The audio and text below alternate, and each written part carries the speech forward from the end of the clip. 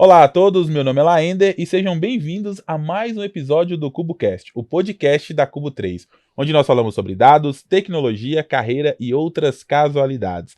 E eu tô aqui hoje com um convidado, né? Eu já vou trazer o nome dele aqui, mas vou deixar se apresentar, o Kedman Eliakim, né? Kedman, seja bem-vindo aqui ao nosso podcast, né?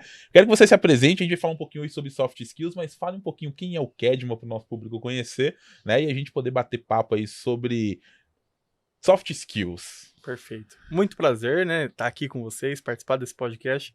É uma honra para mim. Eu sou o Kedman, sou de Marília, interior de São Paulo. Eu estou aqui como um consultor, professor.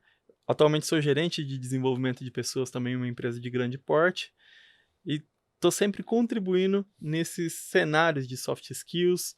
Sou especialista em gestão de pessoas, especialista também em gestão de negócios, que é uma área que eu tenho estudado cada vez mais. Legal, Kedman, eu gosto de começar o podcast sempre com uma pergunta assim mais capciosa, né? Mas você que é um cara que trabalha aí na área de gestão de pessoas, né? O pessoal nem fala mais recursos humanos, mas é isso, né? Com pessoas mesmo, com as capacidades humanas, e soft skills sempre foi um tema meio que tinha um certo preconceito, né? Na grande maioria da formação de profissionais.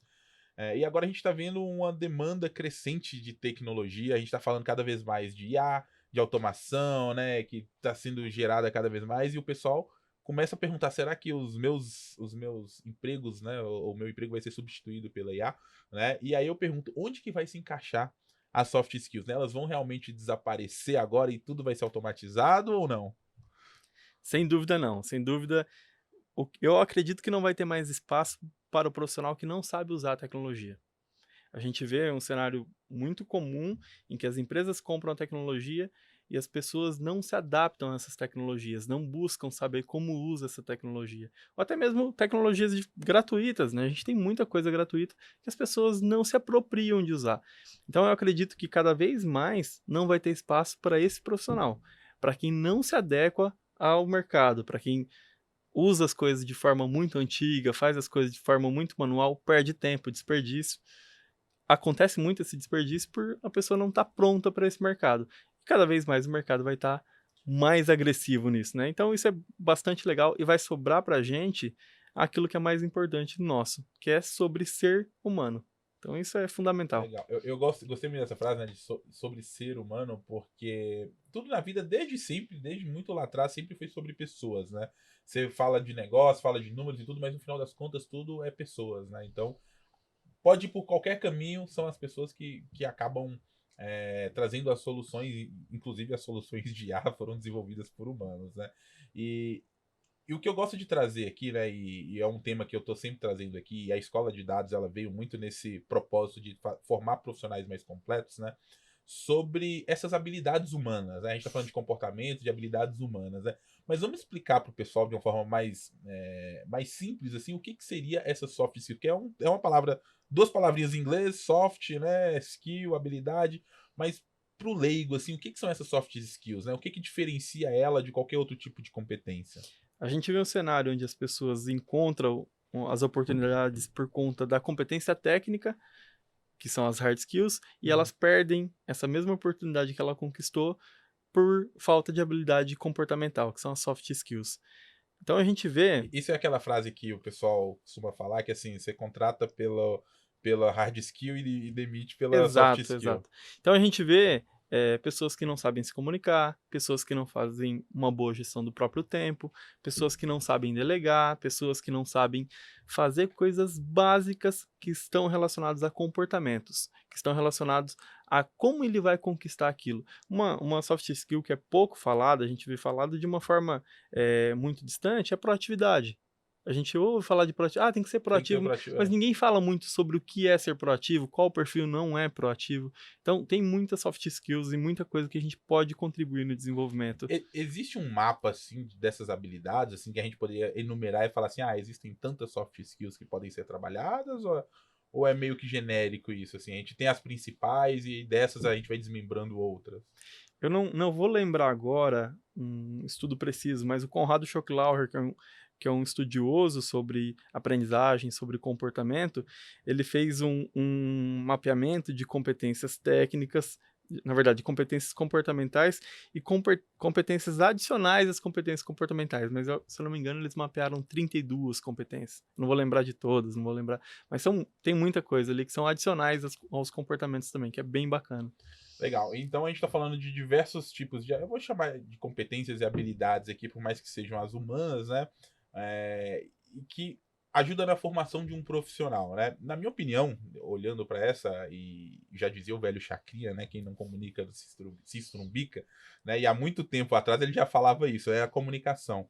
A comunicação, ela é a competência mais importante? Dá para dar esse peso para ela? Ou ela é só uma dentre todas essas outras competências e tem pesos similares? Para mim, a minha concepção é que comunicação é a mais importante e ainda mais ausente dentro das organizações. Porque a gente tem a comunicação como base, né? Primeiro, antes da gente construir um lugar de resultado, a gente constrói um lugar de confiança. Uhum. Tem como construir confiança se a gente não se comunica? Não. Não tem como. Então, a comunicação ela é fundamental por conta disso, ela está na base de tudo. Tem uma autora antiga, que é a Annelisa Brum, ela falava que quando falta informação, o colaborador ele vai fantasiar. Como que constrói uma confiança sem essa comunicação? Como constrói um ambiente de resultado sem comunicação? Não tem como. A comunicação é, para mim, a competência comportamental mais fundamental que a gente tem e ainda muito pouco desenvolvida. As pessoas comunicam mal, as pessoas, no geral, né, a principal gap é a comunicação. As pessoas têm dificuldade de comunicar, as pessoas não se preparam quando têm oportunidade e é uma questão até na delegação de tarefas. O gestor ele delega uma tarefa, ele não deixa claro para quando que é, não deixa claro qual o benefício que aquilo vai trazer, o porquê que a pessoa está fazendo aquilo. Então, a comunicação é, sem dúvida, um dos pilares. Tá, mas o que é essa comunicação? É só falar bem na frente de um público? Isso que é se comunicar? O cara que tem uma boa eloquência, ele se comunica bem? Comunicação de forma geral seria isso? Comunicação, na verdade, é tudo. Se a gente se posiciona de uma forma, a gente está comunicando. Tem uma citação de um livro, que é o Jeito Disney de Encantar Clientes. Ele fala uma frase, não lembro de quem que é. Aquilo que você faz ressoa tão forte sobre a minha cabeça que eu mal posso ouvir as palavras que você pronuncia. Aí a gente não tem como não lembrar do Peter Drucker, né? Que fala que a cultura como a estratégia no café da manhã. O que as pessoas fazem também é a comunicação. Então não adianta nada eu falar que eu sou colaborativo se eu vou ficar medindo só coisas individuais. Isso também é comunicação. Então, comunicação é a nossa marca pessoal, comunicação é como a gente fala, como a gente conduz apresentações, comunicação é como a gente se comunica entre setores, entre colegas, entre líderes e liderados. Comunicação são os rituais estratégicos que uma empresa tem, que não pode deixar de acontecer. Então, comunicação, se a gente olhar, está em toda esfera. Quando a gente fala, por exemplo, nessa questão comunicação entre setores, a gente olha muito para o entregável para o cliente final. Em qualquer serviço, a gente vai olhar muito para o entregável para o cliente final. Mas tem outras áreas que trabalham ali para atender a demanda interna, do cliente interno. Essa demanda, ela é mensurada? Ela é medida? Essa pessoa está satisfeita com o que eles recebem? Esse outro setor está satisfeito com o que eles recebem? Muitas vezes não, mas não tem essa comunicação, falta esse alinhamento. Então a comunicação está em todo o universo de uma empresa, em todo o universo corporativo, vai ter comunicação e vai ter problema de comunicação. Eu percebo que muitas coisas que a gente tem dificuldade nas empresas, toda empresa que eu entro para dar consultoria, ou toda empresa que eu estou trabalhando, a gente tem muitos problemas que se a gente tivesse mais comunicação dentro da própria empresa, a gente saberia resolver. Eu tenho certeza que você já foi dar algum treinamento em uma empresa em que tinha alguém ali dentro que poderia ajudar quem estava com mais dificuldade após o treinamento. Não estou nem falando sobre ensinar, mas a gente tem lá 100 alunos nesse treinamento. Dos 100, 10 foram excepcionalmente bem. A empresa pode muito bem pegar os outros 90 e fazer um programa de continuidade desse treinamento para eles aprenderem com esses 10, para aplicar aquele conhecimento. Muitos problemas a gente pode resolver dentro da própria empresa e às vezes a gente não se conversa, a gente não gera esse diálogo e não gera solução. eu costumo dizer que comunicação é um jogo de via dupla, né? Porque assim, eu já vi muitos casos de pessoas assim, você falou com fulano sobre algo, e aí fala, não, eu falei. Só que a outra pessoa às vezes não entendeu, né? E aí tem aquele ruído na comunicação. Eu falo, não, eu falei para ele. E ele não fez, né? E não entendeu. Então, não houve comunicação, né? A comunicação, ela tem o ativo e o passivo, né? Ela tem que ter quem fala e quem recebe, quem comunica e quem recebe essa comunicação. E ela não é efetiva se não houver os dois lados muito bem esclarecidos, muito bem entendido, né? Ela é muito comum ter esse corte de comunicação, né, no processo. A gente tem um programa na empresa que eu atuo hoje, que chama Programa Apoiador, que ele apoia os novos colaboradores que estão chegando, esse profissional mais habilidoso. E uma capacitação deles, eu falo, uma pergunta que a gente tem cortado do nosso vocabulário, inclusive quem é aluno da comunidade vai ter acesso a isso, a mais conteúdo, né? Uma pergunta que a gente tem cortado do nosso vocabulário é: você entendeu? Quais são as possibilidades de resposta quando a gente pergunta para a pessoa: você entendeu? É sim E não. e não. Aí ela fala mais ou menos. Mais O ou menos, brasileiro fala mais ou menos, né? mais ou menos. E a chance dele falar sim sem ter entendido é grande. Muitas vezes. Muito... E isso acontece porque às vezes o cara não sabe nem o porquê, Exato. entendeu? Ele fala assim, eu entendi, mas a profundidade às vezes não entrou na cabeça dele, ele acha que entendeu e ia falar assim. Exatamente. Então, às vezes ele acha que entendeu e não entendeu. Ou então, ele entendeu até uma parte e para ele entendeu aquilo. Ou então ele ficou com vergonha. Acontece muito isso. Então eu falo para eles, ó, você corta essa palavra, essa frase, essa pergunta do vocabulário. Você entendeu? Corta. Isso aqui você nunca mais vai usar. Você vai usar o que você entendeu. É uma E tem pergunta uma aberta. diferença, né? É, Só o que você coloca na frente já muda essa. é uma boa pergunta. A gente viu empresas que quebraram por não saber fazer perguntas. Mas a gente, muitas vezes, no nosso dia a dia, a gente faz muitas perguntas ruins. Então, isso é comunicação também. E isso a gente pode potencializar o nosso resultado por fazer boas perguntas. E muitas vezes a gente não faz. E eu costumo dizer que o analista de dados, né? A gente está falando aqui de toda forma, mas a gente está falando de dados também. O analista de dados ele tem que saber perguntar, ele tem que ser crítico, né? Ele tem que saber fazer as boas perguntas para obter as respostas, porque muitas vezes nos dados ali estão todas as perguntas, são todas as respostas, né? Só que ele só vai te dar resposta para as perguntas que você fizer. E se você não souber fazer boas perguntas, você não tem a resposta. Então, essa comunicação ela funciona inclusive na hora de você fazer análise, porque é você saber o que perguntar, né, para obter aquelas respostas, seja dos dados, né, ou seja, como você vai extrair aquilo dos dados, né. E aí a gente entra num outro ponto nessa comunicação, que é a comunicação com as IAs. Que agora eu já vou entrar nesse ponto, porque assim, tem um monte de ferramentas generativas agora, né? A gente tem aí o ChatGPT como a mais famosa, mas existem centenas de outras ferramentas que surgiram, né?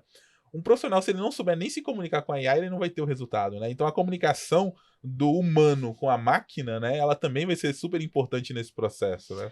Antes de responder essa pergunta, eu faço aqui um parênteses.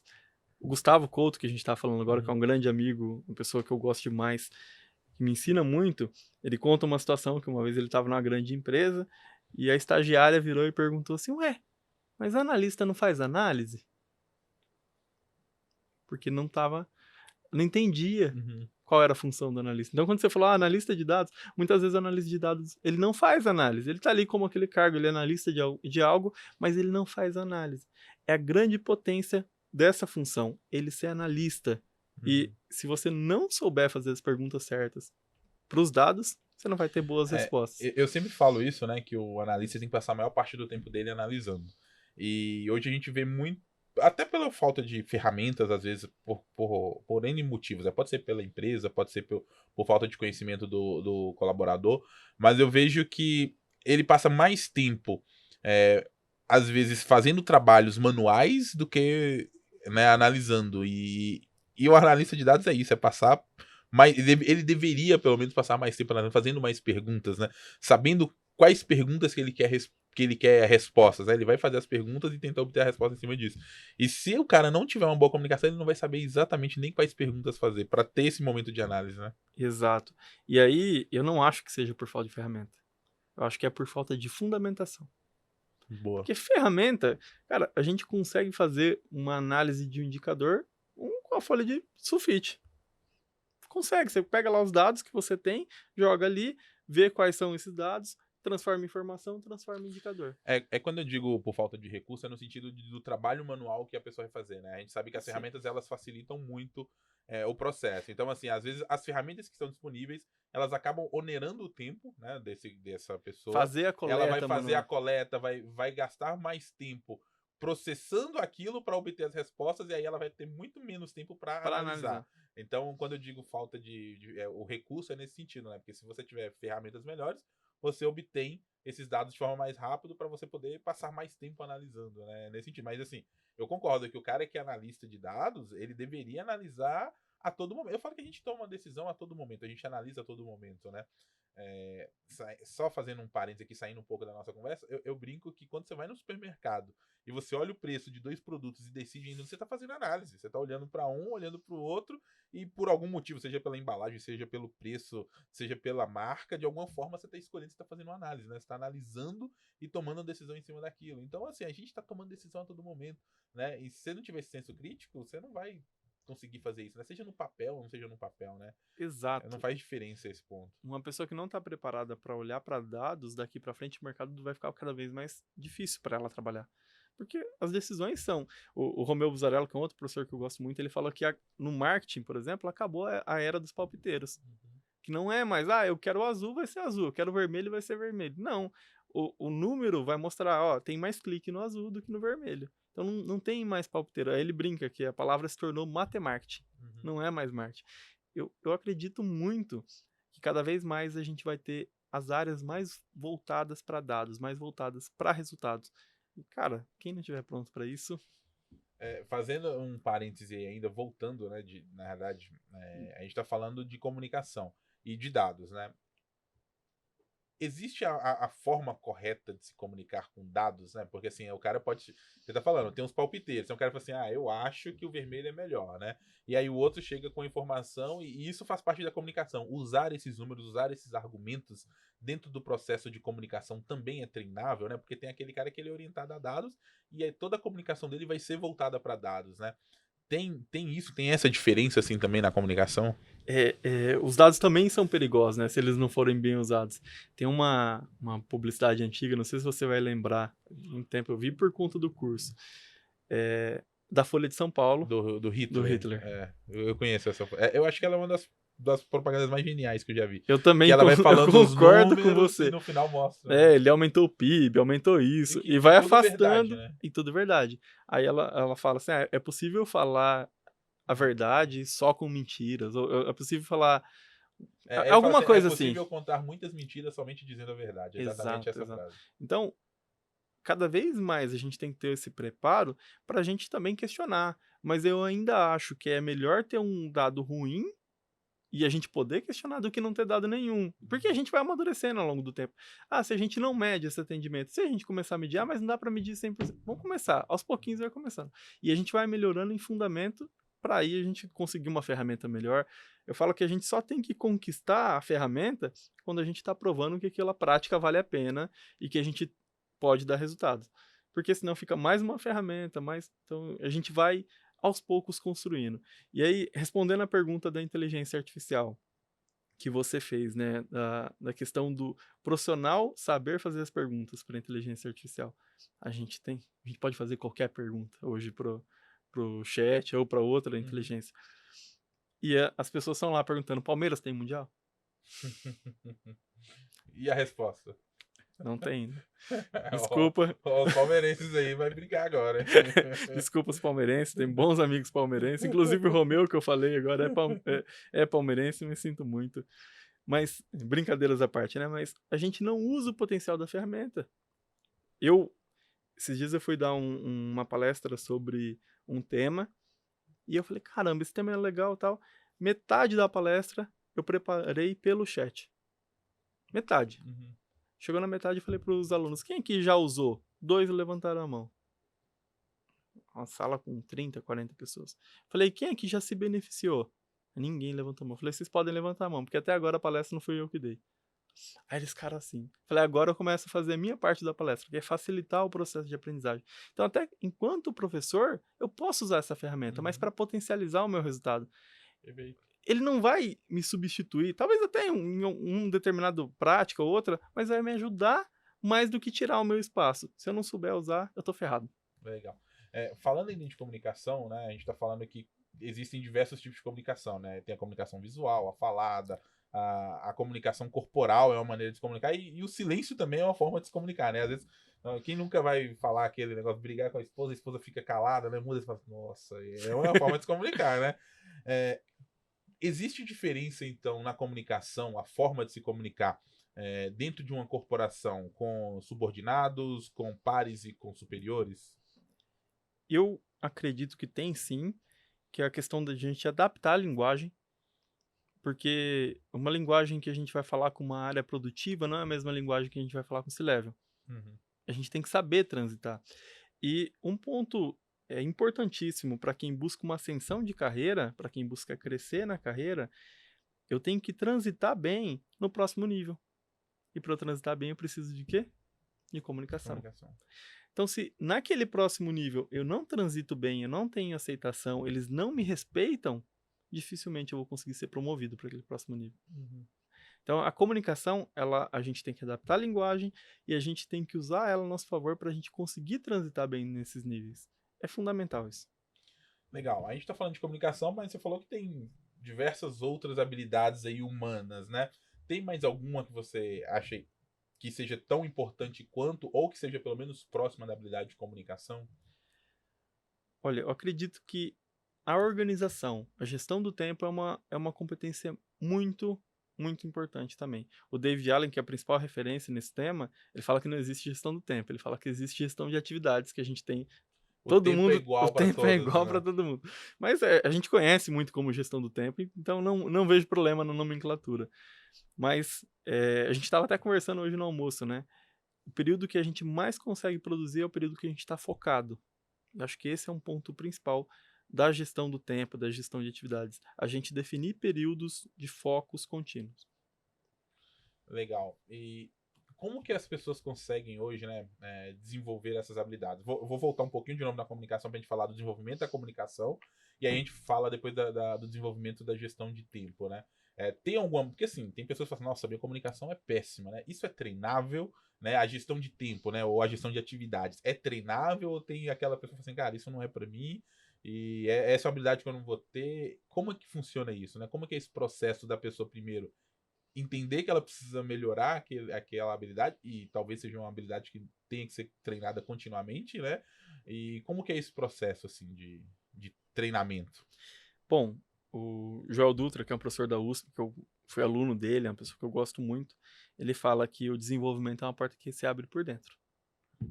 Então não tem como eu enfiar na sua cabeça que você tem que fazer uma gestão do tempo melhor. É você que vai querer, você vai entender aquilo, e acho que esse é o primeiro passo, entender que eu preciso daquilo.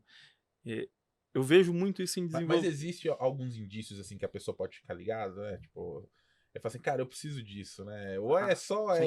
olhar mesmo para dentro, é autoconhecimento. A comunicação é, se você tem dificuldade com as pessoas, se as pessoas não entendem o que você passa, se os resultados não estão adequados, tudo isso é comunicação. A gente vê muito isso em liderança também. Quando a gente fala, liderança se aprende, liderança não se aprende. E sim, liderança se aprende. Porque se a gente colocar lá, quais são os atributos de uma boa liderança? Você vai colocar comunicação, própria gestão do tempo, tomada de decisão, análise de dados. Tudo isso é um fator que pode ser aprendido. Então, liderança se aprende. E tem até lá atrás, liderança nato, isso não existe. Isso é que vem da teoria dos traços, que já foi desmistificada. Isso não acontece. Então a pessoa não nasce líder, Não. ela se torna Tem líder. gente que tem uma maior facilidade. Essa teoria dos traços, ela confirma isso, mas não quer dizer que só essa pessoa, ou que ela vá ser líder, ou que só ela vai ser líder. O ambiente poderia mudar ela completamente, Sim, né? pode contribuir, pode ajudar muito.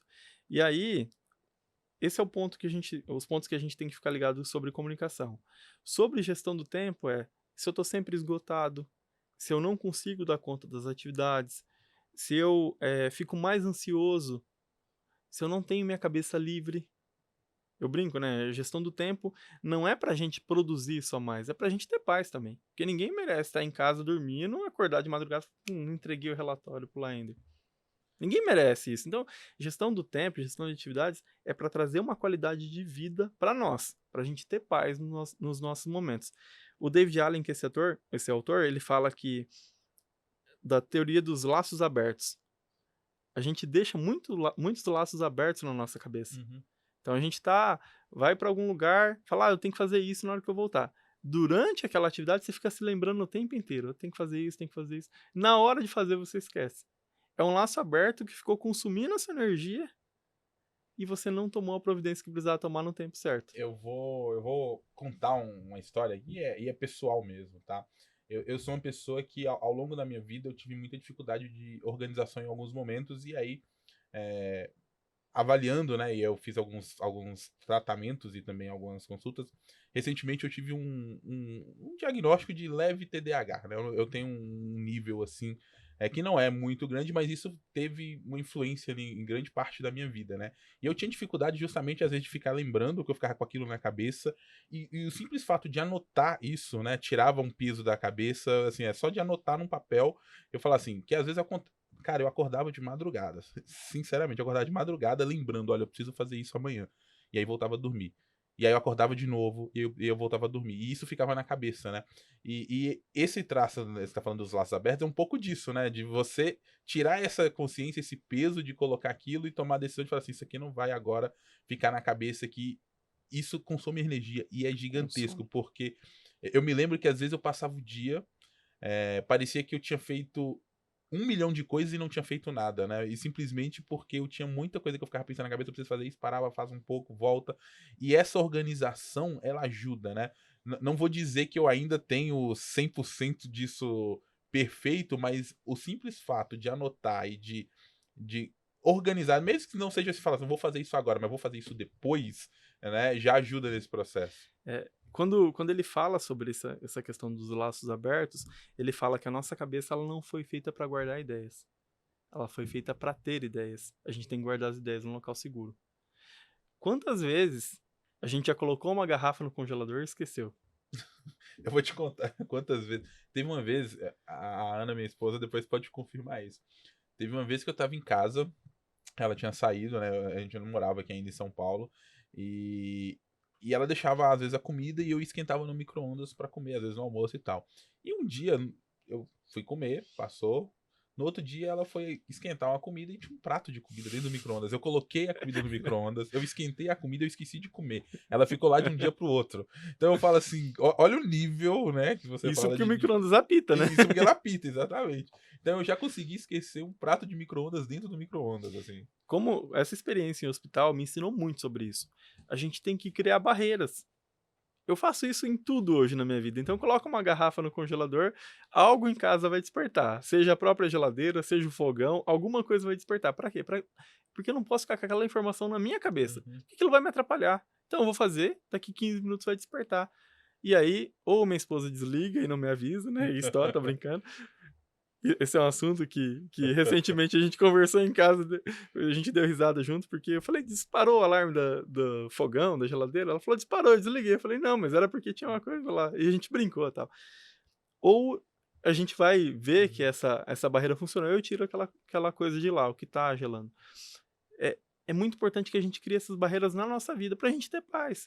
É, não faz sentido a gente ficar sofrendo por essas coisas. A gente tem que viver bem. E viver bem, o que David Allen fala que é ter a mente como água. Que ela flua. Fluir, né? É. Legal. Então a gente tá falando aí, você falou das barreiras e tudo. É uma técnica, né? Quais ferramentas ou quais técnicas para quem quer começar a se organizar melhor, ter essa gestão de tempo assim que você acredita sejam. Cada pessoa eu sei que vai ter uma, né? Mas que sejam as mais eficazes, assim, de forma geral. Uma coisa que eu aprendi há uns 12 anos atrás, eu sou muito bom de guardar as coisas, mas eu sou muito bom também de aplicar as coisas que eu guardo. Uhum. E lá atrás, quando a gente começou a assistir aqueles conteúdos do Flávio Augusto, uma coisa que ele falou me marcou muito, que é a gente tem que tomar cuidado com a preguiça ocupada. Eu falei, caramba, que preguiça ocupada. Aí ele fala, a gente se ocupa fazendo coisas que não são importantes pra gente evitar de fazer o que importa. Ah, mas eu tô ocupado. E a gente se livra da responsabilidade. E ainda usa isso, né? Não Não, fez o que devia fazer, mas é que eu tava fazendo um monte pô, de tá coisa, fazendo né? outra coisa. Então, essa é uma coisa muito importante. Isso é para ser feito agora ou não? O que eu preciso fazer agora? O que é importante que eu faça agora? Resolver essas questões mais importantes. Isso é um fundamento que eu tenho na minha vida. O que é importante que seja feito? E o Peter Drucker tem uma frase dele que é: onde tem uma empresa de sucesso, tem uma pessoa que tomou uma decisão forte. Uhum. E nem sempre o que a gente quer fazer é o que precisa ser feito. Ele fala exatamente isso. Nem sempre o que o gestor quer fazer é o que precisa ser feito. A gente tem que fazer o que precisa ser feito. Uhum. E esse é um fundamento de gestão do tempo que eu gosto muito. Mas a criação das barreiras, que a gente, cara, pode contribuir infinitivamente, até errei a palavra, na vida Uhum. de qualquer pessoa. Eu coloco algo para fazer que tem que me lembrar daqui 20 minutos, eu não preciso ficar eu me lembrando, eu vou ocupar muito meu tempo. Eu crio uma barreira para que aquilo não passe.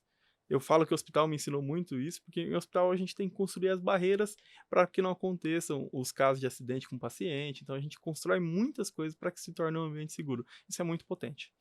É, são gatilhos, ou pelo menos mesmo barreiras que você coloca que vai te impedir de alguma forma de executar isso. É exatamente isso que você está falando, né? Então eu coloco algo que me impeça. Vou dar um exemplo claro que eu uso bastante, né? Eu tô com o celular aqui agora porque às vezes eu acabo usando ele aqui para direcionando, né? Mas, por exemplo, às vezes eu quero fazer uma atividade e o celular é um grande impeditivo de atenção, de foco, Para mim também. né? E atrapalha muito. E eu pego o celular muito se ele estiver próximo. Então ele tá aqui, às vezes eu tô aqui, mas beleza, né? Mas mesmo se a gente estivesse fazendo outra coisa e eu não estivesse usando o celular, em algum momento a gente passa a mão no celular e faz isso. E aí, quando eu quero ter mais foco, geralmente o que eu faço? Eu desligo o celular e boto ele dentro de uma gaveta, né? E isso é uma barreira, seria esse tipo de situação, né? Identificar como vai dificultar você fazer coisas que não deveriam estar fazendo. A gente pega muito no celular mesmo quando ele não tem notificação nenhuma. A gente só pega para ver. Opa, deixa eu ver se aconteceu mais alguma coisa. E a gente criar isso, tem um estudo que fala que o celular no mesmo cômodo diminui o nosso nível de atenção numa leitura, por exemplo.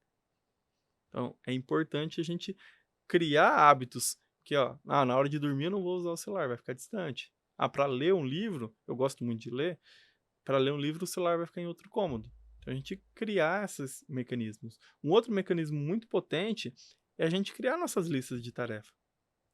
O que precisa ser feito? Mas eu faço um adendo aqui. Tem pessoas que criam listas de tarefa com muitas tarefas que ela não vai dar conta durante o dia. Uhum. E aquilo não vai trazer mais tranquilidade para ela, vai trazer frustração. Ansiedade, né? É. Eu falo isso porque eu tenho um pouco de ansiedade, até por diversos outros pontos, e quando eu tento colocar muitas atividades para fazer no dia, eu passo por isso, né? E aí, com exercício com a minha psicóloga, até entro nesse ponto, porque assim, ela falou assim, ó, você não precisa planejar sua semana inteira, seu mês inteiro, né?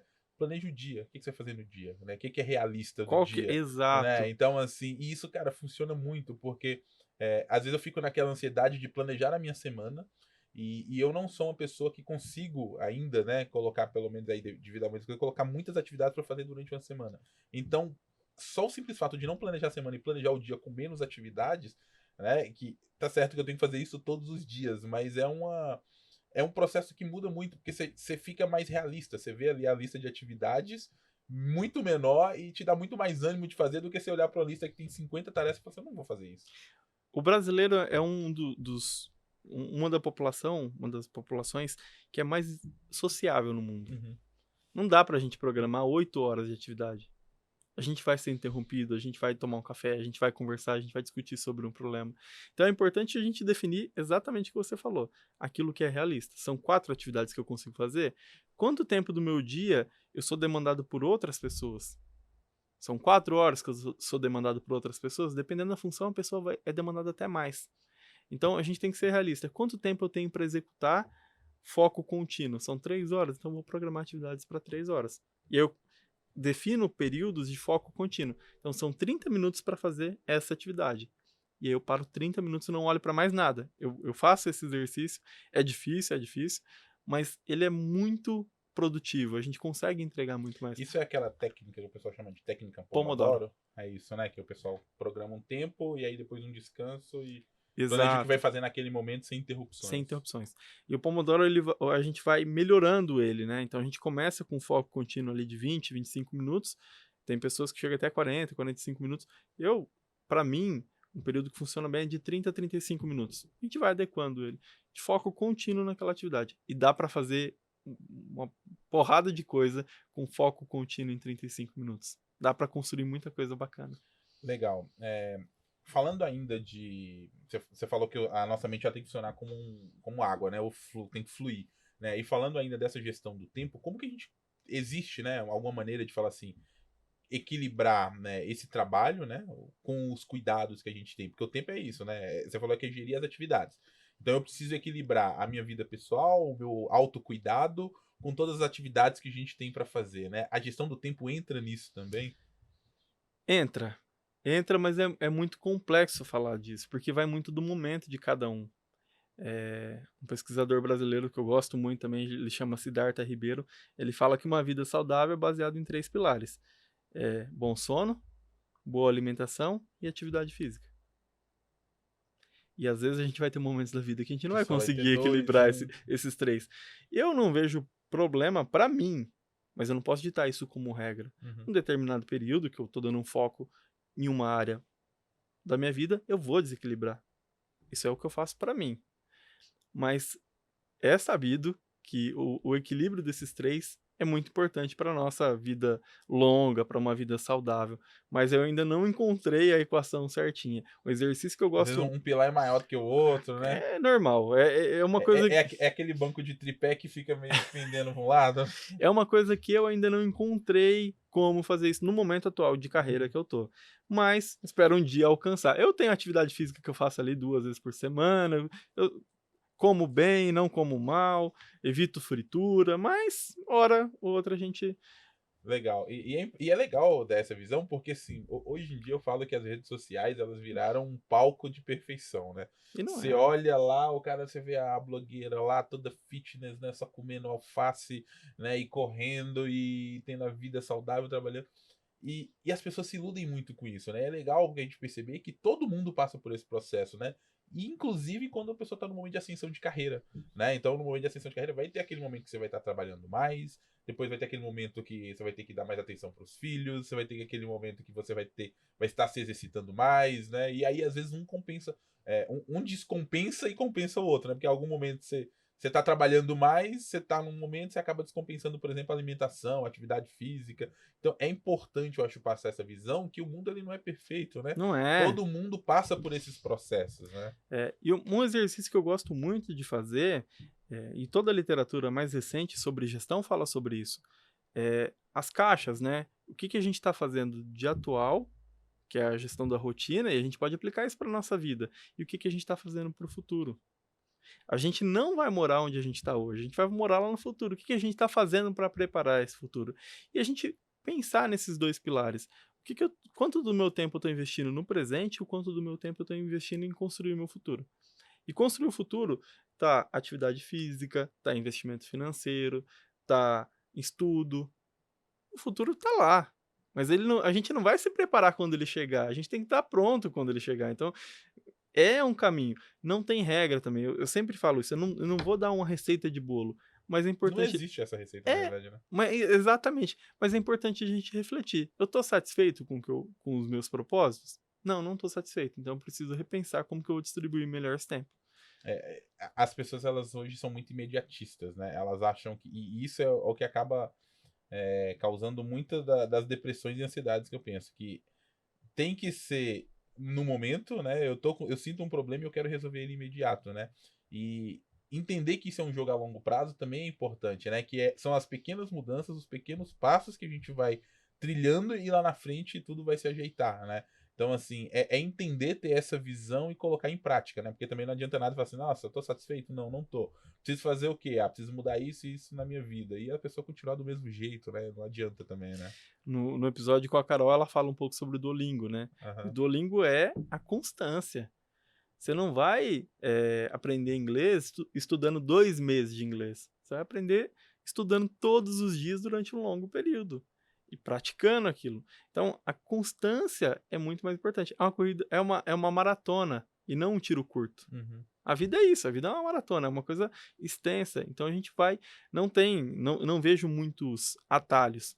É lógico que perto de pessoas mais preparadas, a gente vai ter conhecimentos, mas esses conhecimentos, até a gente assimilar, vai demandar um tempo. Até a gente aplicar, vai demandar um tempo. Então, o que a gente tem construído é fruto de tempo de estudo. Eu não vou chegar com um mês e vou dominar tudo do Power BI. Uhum. Eu vou aprender algumas coisas que já vai me trazer algum resultado com um mês. Com 2 meses, mais coisas. Então, para cada coisa na vida é isso. Para liderança é isso, para comunicação é isso. A gente consegue, mas a melhoria ela é contínua. É um assunto que eu gosto muito de estudar também. A melhoria ela não acontece de uma vez. Ela não é uma mudança. Não, ela é aos poucos. Legal. Falei um pouco aqui também, né, dessas situações, né, que as pessoas elas acabam ficando ansiosas, né, por causa de diversas situações que acontecem na vida delas, né. E aí eu vou entrar num outro ponto que é o equilíbrio emocional, né, que é também uma soft skill, que é também uma habilidade, né. Existem pessoas desequilibradas e isso é treinável também, ou simplesmente é o temperamento da pessoa? A gente tem que entender que é importante a gente conhecer um pouco disso. Uhum. Muita gente acha que o equilíbrio emocional é uma coisa eh, que eu nasci assim e você sempre assim. Que é o temperamento, É, digamos. casos severos, pessoas que têm, ela tem que buscar um tratamento, buscar um apoio, buscar um suporte para Uhum. entender aquilo e trabalhar aquilo. Mas a gente tem que entender os fundamentos, os principais fundamentos que tem por trás disso. Eu gosto de trabalhar muito com o fundamento do Daniel Goleman, que ele fala de 4 pilares, que é a articulação, autopercepção, autocontrole e empatia. A gente tem que entender um pouco de cada um desses pilares, e no curso Uhum. de equilíbrio emocional a gente fala um pouco mais profundamente sobre isso, e a gente tem que entender como que eu sou visto, como que as pessoas lidam comigo, como que eu lido com as pessoas, o que eu faço com essas minhas emoções. Porque a gente acha que é sinônimo de ser forte, gritar. Muitas vezes a gente acha isso. Não. Uhum. O Flávio Gicovati, que foi um psiquiatra que a gente teve no Brasil, que ele não era de nenhuma escola da psicologia específica, uma pessoa incrível que a gente perdeu, ele falava que a pessoa descontrolada, ela não é mais forte, ele é apenas um fraco que não controla suas próprias emoções. Perfeito. Eu acho isso fantástico, porque tem pessoas que perdem a razão em detrimento de uma pequena coisa. Eu já ouvi relatos de pessoa que estourou a porta porque a esposa esqueceu a chave. Um absurdo um negócio desse. Uhum. E a gente falando de formação profissional, né? Porque assim, a gente tá falando de uma situação aí que, obviamente, tem também o peso, né? Em família tá tudo ali, mas às vezes, muitas vezes em família a gente resolve muitas coisas. Mas isso dentro de um ambiente corporativo pode ser muito prejudicial, né? Para a imagem da pessoa, para o futuro profissional dela, de uma forma geral, né? É, como que as pessoas elas podem olhar para isso, né? E entender esse momento? Aí você falou que tem casos que são severos e precisam de tratamento, né? Mas qual que é o peso que isso tem na formação do profissional e principalmente para uma liderança, por exemplo, né? A liderança é fundamental que ele saiba sobre isso, porque ele pode acabar com a autoestima de uma pessoa. E autoestima é, é até um fator para relacionamentos abusivos, tanto de liderança quanto de Uhum. família. Eu destruo a autoestima da pessoa porque eu posso controlar mais. Geralmente, pessoas que têm o comportamento assim, mas sem equilíbrio, são pessoas que querem controlar na força. E eles querem ter esse controle. E aí ele destrói a autoestima da pessoa que ele consegue controlar mais fácil. Só que essa pessoa não vai viver bem. Essa pessoa não vai, assim, acho que as consequências acontecem na empresa, mas acontece muito mais na vida da pessoa também. Você falando, na vida da pessoa, assim, e na própria empresa, ela não vai ter os resultados que às vezes a pessoa poderia estar produzindo, né? Isso porque a própria vida da pessoa vai ter influências, né? Sem dúvida, sem Dessa, dúvida. dessa baixa autoestima. Sem dúvida. E isso acontece muito ainda. A gente tem muitas pessoas, muitos gestores que são orientados a comando e controle. Uhum. Muito. Ah, a pessoa não respeita comando. Que É década que que a é gente tá? só, que é só isso, né? É que a hierarquia é só a base da É, força, né? não. E as pessoas, elas fazem. O Falcone fala isso, né? Tem um conhecimento do padrão e tem o conhecimento inovador. O conhecimento padrão a gente pode guardar num sistema, num processo. O conhecimento inovador a gente só acessa se a pessoa deixar a gente acessar. O conhecimento inovador está na cabeça das pessoas. Ela só entrega aquilo por livre vontade. Cara, se você não está tratando bem sua equipe, você não vai ter acesso ao conhecimento inovador que ela tem, ao potencial todo dela. Então, é uma ilusão isso. E já teve algum caso assim que você presenciou, ou teve que intervir de alguma situação de desequilíbrio assim, que foi algo muito crítico, e como que foi essa situação de ter que lidar com isso assim, em um ambiente corporativo ou não? Ou que você conhece algum caso? Tô buscando agora, não me recordo de um caso mais severo, mas já tive que ter diálogos com pessoas que não tratavam bem as outras pessoas dentro do trabalho. E a gente perguntava para ela, falar, e aí, como que é? Por que você maltrata as pessoas aqui dentro? E essa conversa é difícil. A gente volta no Peter Drucker, né? Nem sempre o que precisa ser feito é o que o executivo quer fazer. Essa conversa ninguém quer ter. E ela é fundamental que seja feita. E essas conversas difíceis são importantes, né? Sem conversa difícil, a gente não consegue avançar. Aquilo que precisa ser feito tem que ser feito. E, assim, a gente molda a cultura de uma empresa de acordo com as coisas que a gente aceita ali dentro.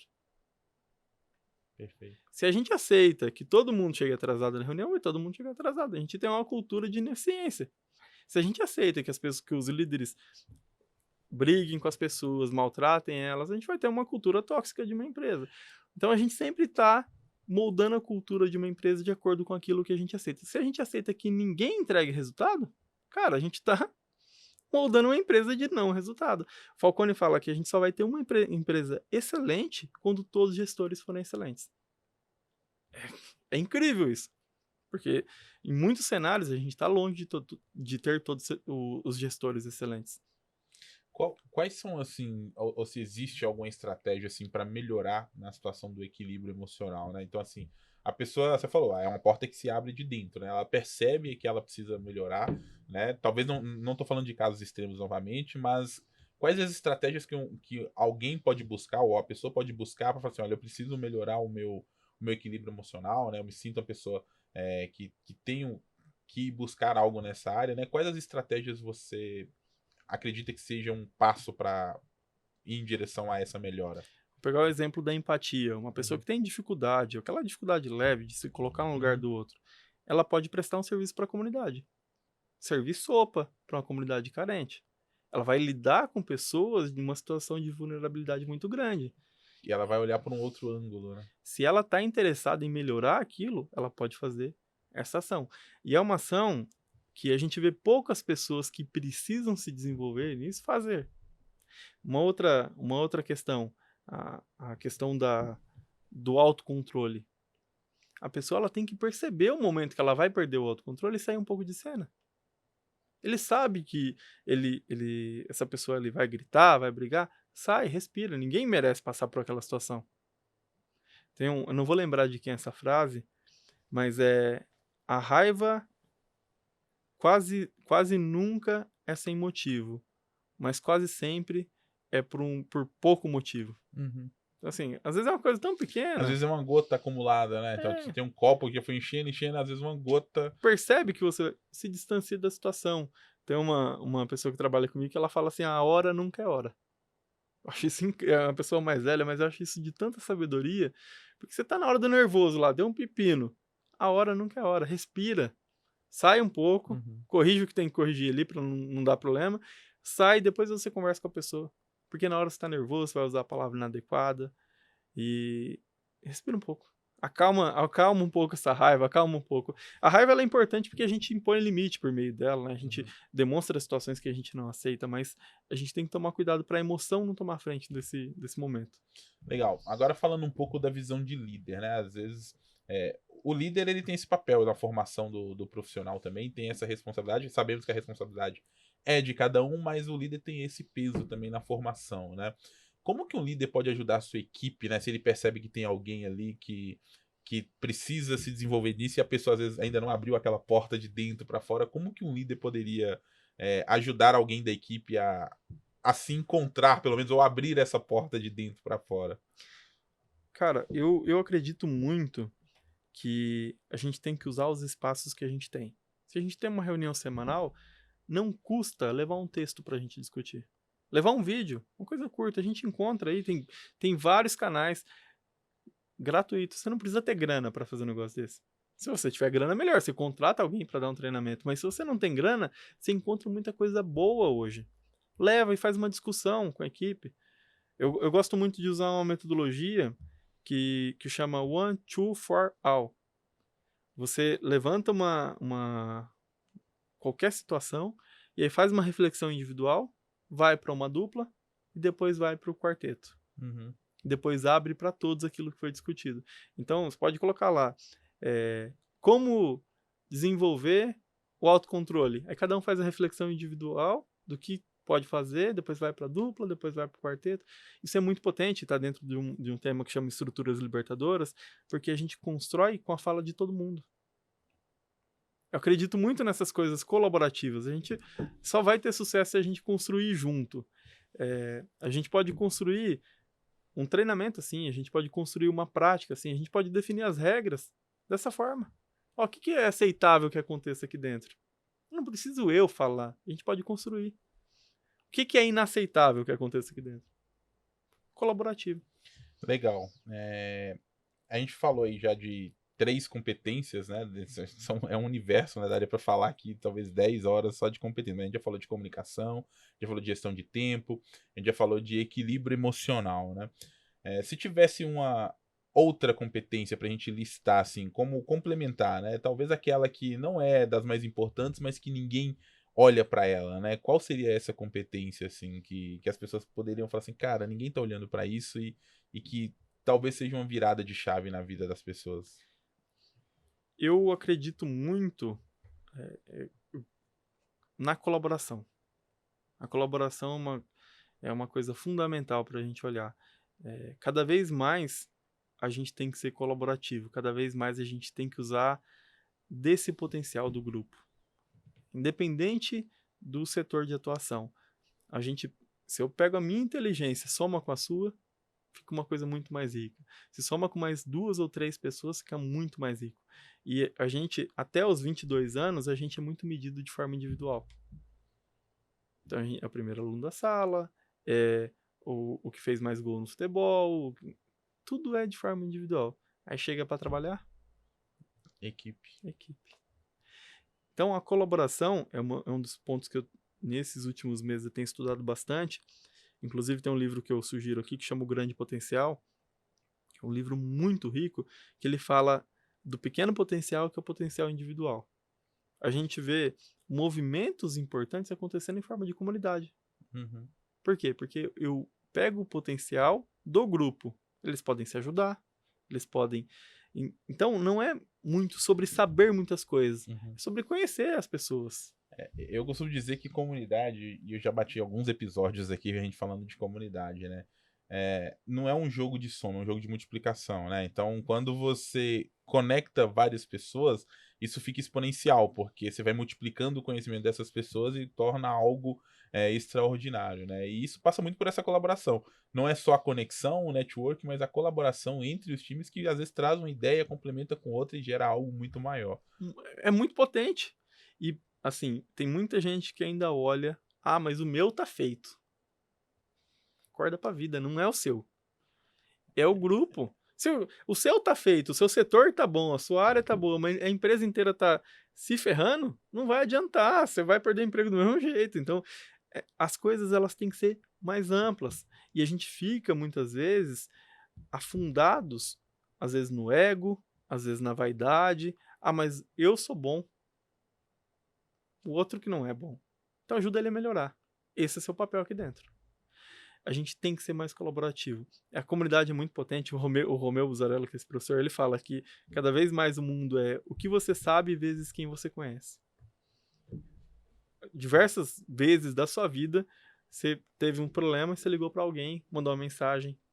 É isso. Tem um formador, uma pessoa que muito importante na minha vida, que ela falava isso, né? Tipo assim, uma das coisas que eu aprendi muito desde cedo foi isso, você não precisa saber tudo, você precisa conhecer quem sabe, né? Então, assim, você conhece uma pessoa, conhece outra e Você precisou, você vai tendo essas conexões, e são conexões verdadeiras, né? Não é só aquelas conexões na base do interesse.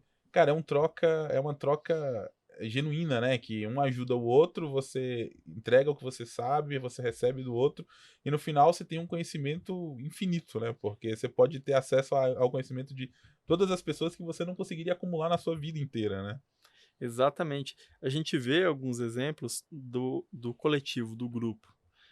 Nesse livro eles trazem um estudo que deixaram de medir o número de arremessos e passaram a medir o número de bolas perdidas versus o número de assistência. E aí você percebe que os times que estão ganhando no basquete, eles são os times mais colaborativos. E não os times que tem o astro, o cara que faz mais cesta. Porque a cesta fica focada no desempenho individual. E, cara, você não vai alcançar boas coisas com o desempenho individual. Você vai alcançar boas coisas com o desempenho do Você grupo. pode até ter esse cara para potencializar, né? Essa estrela, ela tá ali no papel de potencializar, mas se jogar colaborativamente, vai ter um Exato. resultado muito maior. E aí ele até fala sobre a questão, você não é que você não pode ser uma estrela, é que você tem que ser uma estrela dentro de um sistema. É muito rico esse livro, é muito potente isso. E a gente vê vários exemplos no esporte, até mesmo aqui no Brasil. Uhum. A gente vê times de futebol, que eu gosto de futebol, jogando muito bem, que às vezes não tem nenhum craque muito, mas o time tá redondinho, tá jogando bem. E É o Botafogo agora. Exato, eu tava pensando no Botafogo, mas não sei quando vai pro ar, se vai ter sido campeão, se Não, não não vai. vai, não vai. Eu acho que já, se perder o título agora, não ganha nunca mais. Mas não vai ter chegado no final do campeonato, mas o Botafogo. Nós estamos zicando o Botafogo agora, hein? Mas tem um craque lá que é o goleiro que a gente perdeu enquanto São Paulo, né? Fico triste por isso. Mas é isso. É o time. Um outro exemplo disso, que um time que vem ganhando muita coisa nos últimos anos, é o Palmeiras. Uhum. Não tem uma grande estrela. Tem profissionais ali muito potentes. Tem o Veiga, que joga muito. Mas não é uma grande estrela. E é um trabalho que vem sendo feito a longo prazo, né? Você pega ali, por exemplo, o técnico tá ali já tem um tempo, já tem uma mentalidade por trás do time, já tem um sistema já que está entendido por todos, né? Isso é fundamental. A gente vê um movimento no futebol, e fazendo o paralelo com a empresa, né? A gente vê esse movimento do futebol de orientação para dados, coisa que a gente não via antes. Perfeito. O vôlei tem muito disso. O vôlei, o Bernardinho convocou o filho dele lá quantas mil vezes e nunca foi questionado, porque o filho dele tinha dados que justificavam as convocações. No futebol ainda não tem isso muito forte, mas a gente vê times. Já tem times no Brasil aí que trabalham muito com dados, né? Eu conheço pelo menos umas 3 equipes, o Flamengo é uma delas, que trabalha muito orientada a dados e é muito forte isso, né? Se você tira o departamento estatístico ali dos caras, tira o time de dados, Você talvez perde potencial. muitas das grandes decisões ou dos jogadores que foram contratados não teriam sido, né? E a gente tinha muito isso no futebol antes da indicação, né, do empresário e tal, e hoje isso está perdendo força justamente por causa dos dados, né? Aí o Joel Dutra traz uma coisa que eu acho fundamental a gente entender um pouco disso. Existem empresas que vão ser orientadas à gestão, isso é ótimo, é saudável, é resultado. E existem empresas que são orientadas ao gestor, isso é doentio. Essa empresa que tem o salvador da pátria, que tem o gestor, que tem.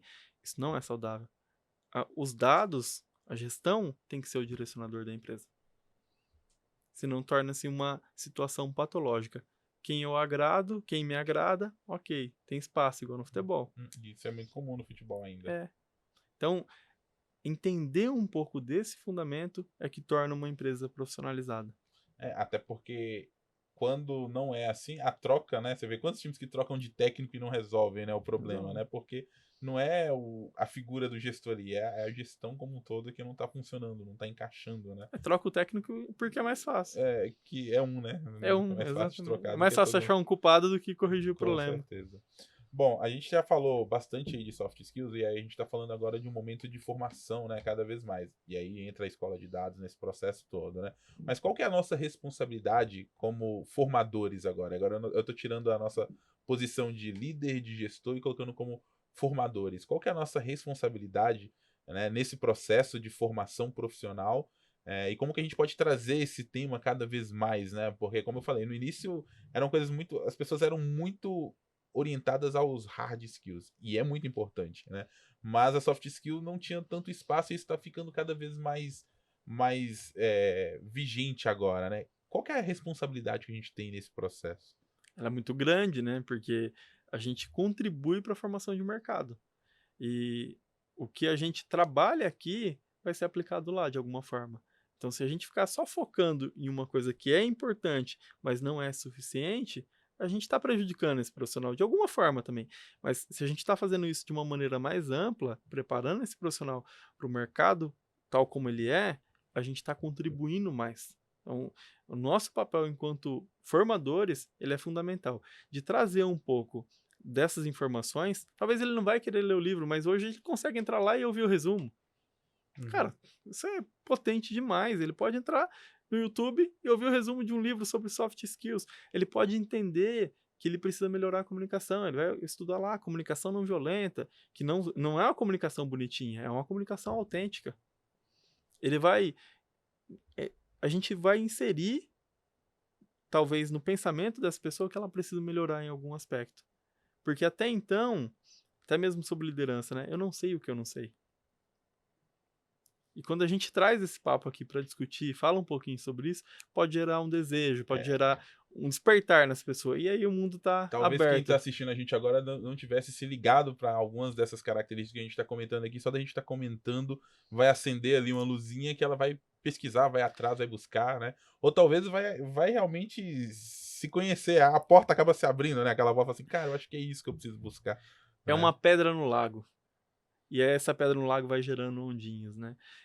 O Rubem Alves, ele falava, que é meu autor preferido da literatura, o Rubem Alves, ele falava que ser professor é um exercício de imortalidade, que a gente continua a viver dentro daquela pessoa que a gente ensinou. Então a gente nunca morre. Então a gente está cumprindo nosso papel aqui de trazer, talvez, essa faísca para acender essa vela. E isso é fundamental. Legal, e é isso, né? Então a gente vai continuar trazendo, né, cada vez mais. O Kedman agora, né, gravou treinamento, já fica o convite pro pessoal conhecer o trabalho do Kedman também. Dentro da escola de dados tem treinamento, a gente gravou bastante coisa, né? Ficou bem E legal. vamos trazer mais, né? Vamos fazer alguns eventos aí, o Kedman vai poder participar também, vai ser legal e o pessoal vai. Eu acho que vai gostar muito do conteúdo, Kedman. Kedman, pra gente ponderar aqui, pontuar toda essa nossa conversa, esse bate-papo aqui. Eu queria que você desse um conselho. Aquele conselho assim para quem tá começando a carreira agora, sabe? Que tá na incerteza. Será que é esse caminho que eu vou? Será que é aquele? Qual que é o conselho para quem tá começando, né? Que você daria tanto para aquele cara que tá na dúvida de qual área vai seguir, para onde que vai seguir, né? Quanto para aquela pessoa que ainda não se convenceu, né, de que as soft skills vão ser importantes no mundo da era digital e das IAs aí. Cara, faça muito bem feito. Independente do caminho que você for seguir, tenha um pouco de domínio das demais coisas que estão ali, das soft skills, mas independente de qualquer coisa, tenha excelência. O Tom Peters fala sobre excelência, que a excelência ela está nos próximos 5 minutos. Tenha excelência nos próximos 5 minutos. E isso ad eterno. Excelência é a próxima reunião, excelência é o próximo e-mail, excelência é a próxima conversa, excelência é o próximo treinamento, excelência é o próximo podcast. Excelência tem que estar em tudo que a gente faz. E não é de ficar ensaiando para fazer, é fazer bem feito.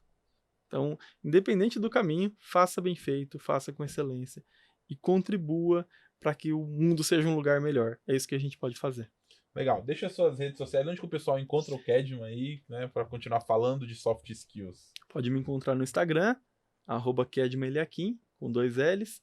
É difícil o nome, mas vai estar aqui no Vai estar na descritivo. descrição, Né? sempre tá aqui. E também no LinkedIn, /in/kedmeliakim. Legal. Kedman, muito obrigado aqui pela sua participação. Acho que foi um papo muito produtivo. Espero que tenha aberto a cabeça de muitos aí que ainda tem essa dificuldade de entender sobre os comportamentos humanos, né? E eu já vou deixar o convite aqui depois pra gente falar mais aqui. A gente fala de 3 ou 4 aqui, né? Depois a gente volta e fala de outras aqui pra ir, né? Talvez destrave mais alguns momentos aí, tá? Muito obrigado pela sua participação. Muito obrigado, Lander. Pessoal, para vocês que assistiram o nosso episódio até agora, não esquece, ó, de deixar o like aqui, inscrever-se no canal. Se estiver assistindo a gente pelo Spotify, não esquece também de avaliar o nosso episódio com 5 estrelas, né? Para que a gente possa subir no ranking aí e continuar entregando conteúdo cada vez melhor para vocês. Um grande abraço e a gente se encontra no nosso próximo episódio. Valeu e tchau, tchau.